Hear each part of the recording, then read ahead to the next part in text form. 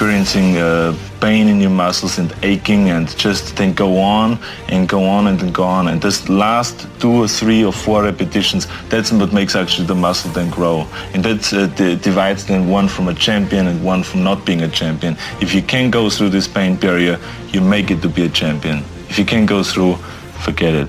And that's where most people lack, is on this having the guts to go in and just say, I go through and I don't care what happens. You know, it aches, and if I fall down, I have no fear of fainting in a gym, because I know it could happen. I threw up many times while I was working out, but it doesn't matter, because it's all worth it. Everyone has a problem with time, but the day has 24 hours, and we sleep 6. Now, I know there's some out there that say, whoa, I need 8. Well, I say just sleep a little faster, because the bottom line is we have 6 hours of sleep, 24 hours are available, so you have 18 hours now available to your work, your family, your hobbies, and also to learn something new or to do something new, which could easily be that you want to learn a new language, or that you want to read as a New Year's resolution, have to read a book every week, or you say, I'm gonna go and reshape my body. So you're gonna go and take this hour out of your schedule and say, I'm gonna train an hour every day. So this is, for most people, a huge challenge, but it is totally doable, I can tell them, because the kind of things that I did when I came to this country, I mean, I went to school, I was working in construction, I was working out my 5 hours a day. I was taking acting classes from 8 o'clock at night to 12 midnight. I was doing all of those things. I wanted to make sure that out of the 24 hours of the day, that I don't waste one single hour. Those hours were too precious. And so there I just want to tell people, don't give me this thing, I have a difficult time with the time and I don't have time for this and I don't have that. You have time, you make the time. There's need of coming to America. I mean, when I started learning about America at the age of 10, and the geography lessons, and learned about America and about, and so the first photographs, I remember there's photos in the textbook, but also in Super 8mm film footage that they showed in the classroom, you know, about the Golden Gate Bridge and the Empire State Building and the 6-lane highways and all this. I said, what am I doing here in Austria with these little roads? I want to go over there and I want to be part of the big deal. And so I had always this desire, and I felt like that the only way I ever would get to America, because in those days it wasn't common that you buy yourself a ticket, that no one could afford that. So I had to kind of accomplish something big that takes me to America. And then when I read about this guy, Reg Park, who won Mr. Universe 3 times and then became a star in Hercules movies, and then was in Italy filming, and then in Hollywood filming, I felt that could be the ticket. I should become Mr. Universe, I should become kind of a second Reg Park. Of course, no one really bought into that. My parents thought I was totally insane.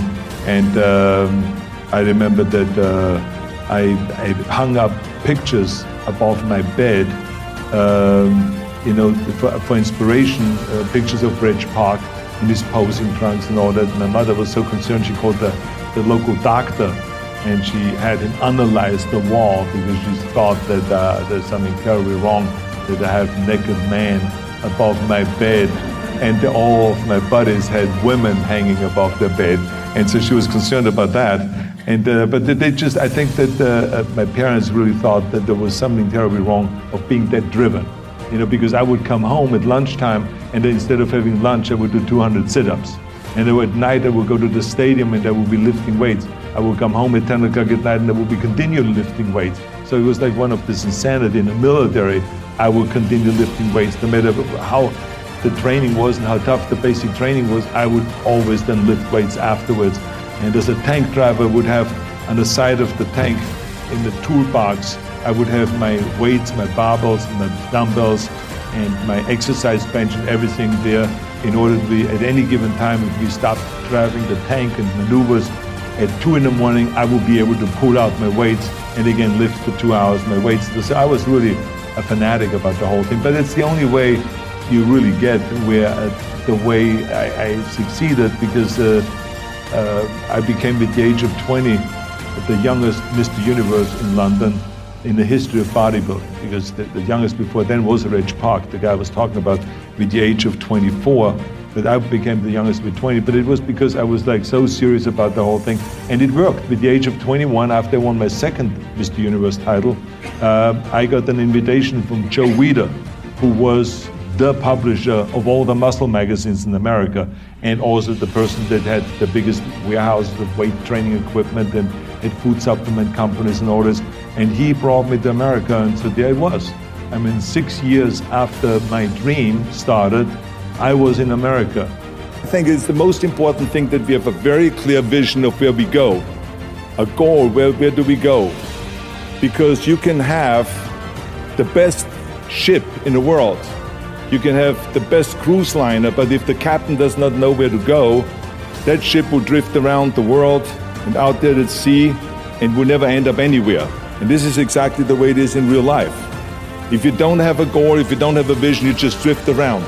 You're not going to be happy.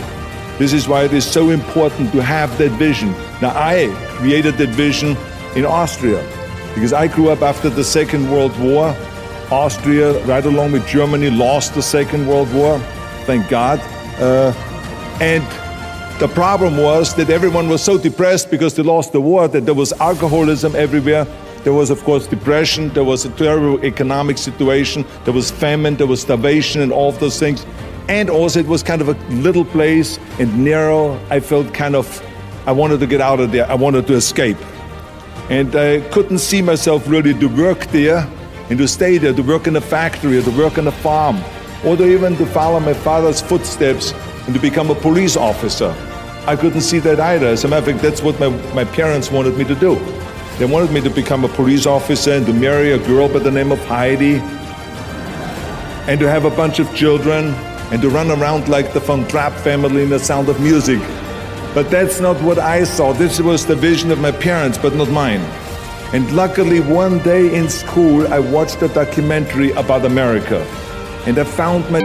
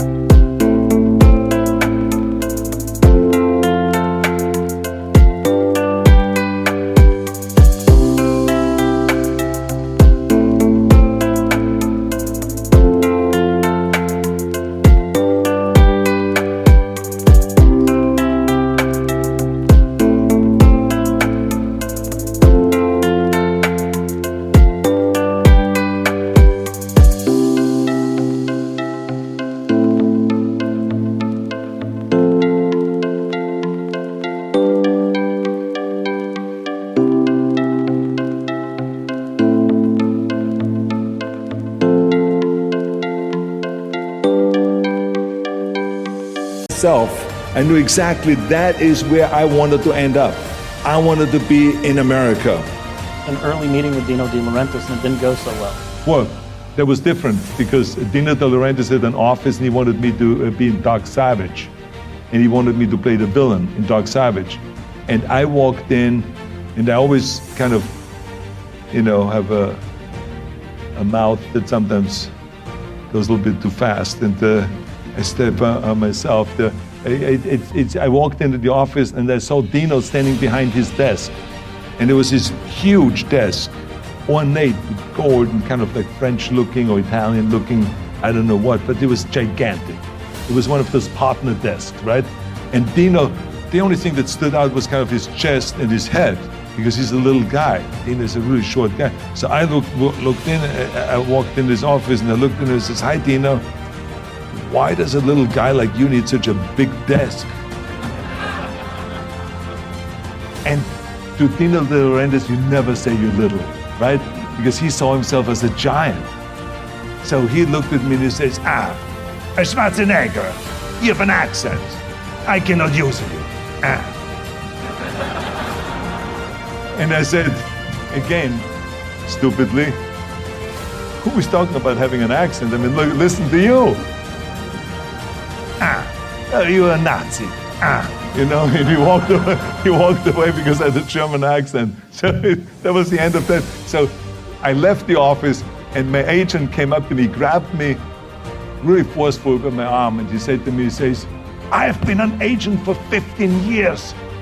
This meeting was exactly 1 minute and 14 seconds. It was the shortest meeting we've ever had. You just everything up. God damn it, it took me months to get in here." So he was mad at me also. So anyway, so that's how the relationship started with Dino. But then when he bought